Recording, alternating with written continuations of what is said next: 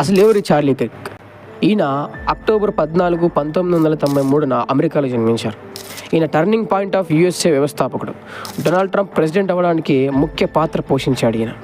September 10 Utah యూనివర్సిటీలో ఈయన ప్రసంగిస్తున్నప్పుడు ఒక దుండగుడు తుపాకీతో ఈయన్ని కాల్చి చంపాడు.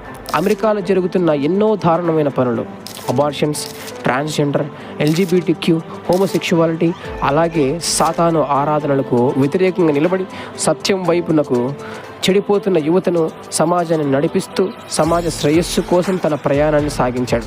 అనేక ప్రసంగాల ద్వారా అనేక మందికి ఉన్న సందేహాలను తీర్చి యువతను సత్యం వైపుకు నడిపించాడు.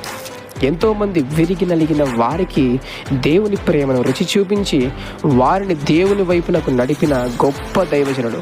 ఈ ప్రయాణంలో ఎన్నో అవమానాలు, హేళనలు, ఇబ్బందులు ఎదుర్కొన్నప్పటికీ ఆయన ధైర్యంగా సత్యం కోసం, న్యాయం కోసం చివరి వరకు పోరాడారు. ఆయన జీవితం చెప్పే సందేశం ఏమిటంటే, మిత్రులారా, సత్యం కోసం, న్యాయం కోసం, దేవుని కోసం, సమాజం మార్పు కోసం మనం కూడా ధైర్యంగా నిలబడి సమాజాన్ని మంచి దారిలో నడిపించాలన్నదే.